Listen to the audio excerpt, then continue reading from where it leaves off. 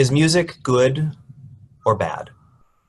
You know, for those of us who love it and live it, that's a silly question. But for the rabbis of old, there have been starkly different answers throughout the millennia, both pro and con. In last week's portion, Breshit, many rabbis found the proof for one or another of these conclusions. For those who think music is basically a corrupting influence, leading us to make bad decisions and to be avoided, all they have to do is look at the creator of the first musical instruments and his ancestry.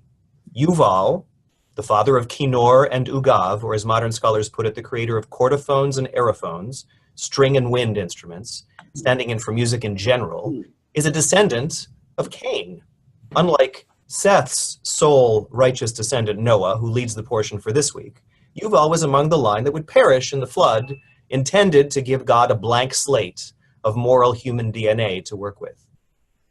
Clearly, the music and all else that was created by Cain's progeny, including metalworks and civilization, was at best suspect. Music, especially as expressed through musical instruments, was similarly assumed to be corrupting by its very essence. In case you think this is merely a fringe point of view, Maimonides is a strict constructionist vis-a-vis any music that is not specifically religious, Jewish, a cappella, and sung by men. That said, the very strict anti-music position is, in my view, thankfully, a minority position. On the pro side of the ledger, the Zohar reads the first word of the Torah, Breshit, as if in a word game, rearranging the letters as Shir Ta'ev. You can do this at home yourself if you like, it does work. Song of Desire, claiming that the entire universe longs to sing in harmony. So rabbinically speaking, is music good or bad? Well, as is so often the case with such questions, the answer is quite clearly yes. I was struck, as I often am, by that first verse of memory that occurs in the Torah this week. We so recently recited on Rosh Hashanah during Musaf, for the central of the three special sections, Zichronot, that God remembered Noah. Now, our own Eitz Chaim says that God never truly forgot, in quotes, Noah, but that the biblical zikaron is a statement of paying attention or focusing. After destroying all the land and air animals, God decided to focus on the one uber set of animals spared on the ark with Noah. But to be honest, I think Eitz Chaim is theologically right, but narratively mistaken.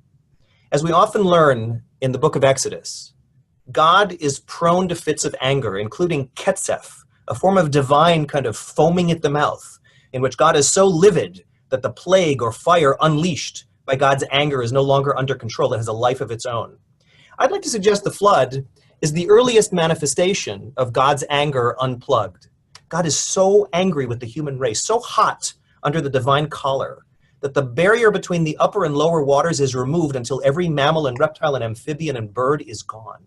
It takes a supernatural moment for God to regain composure, perhaps anthropomorphically cooling off in the divine shower, and remember, in quotes, that a few were saved for just such an uncontrolled release of divine anger.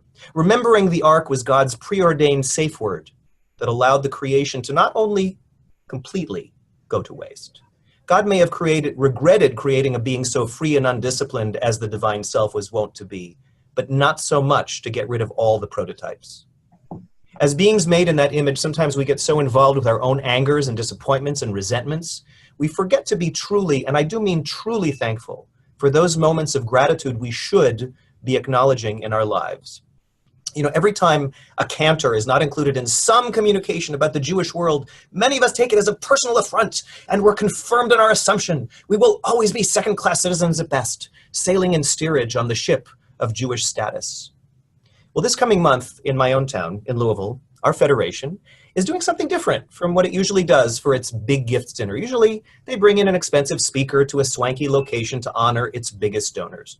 This year, they're trying a different concept. They call it the Herzlian Dinners, honoring the 70th anniversary of Theo's big 120-year-old dream.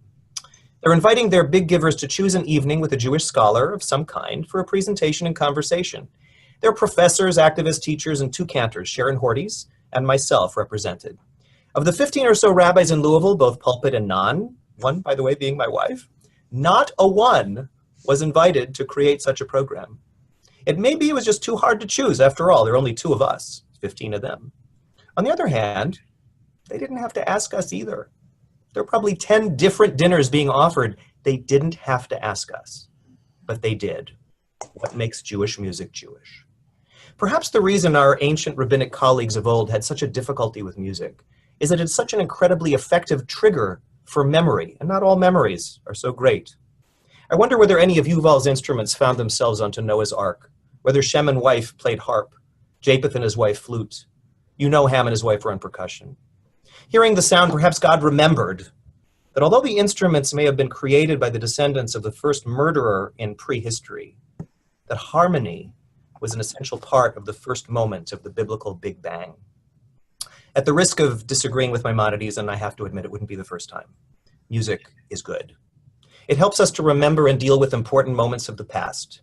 It should help us trigger the best of what we have to be grateful for and urge us to let go of resentments and angers that hold us back from being our best selves. It's the universal safe word. Shabbat Shalom. Yashikar.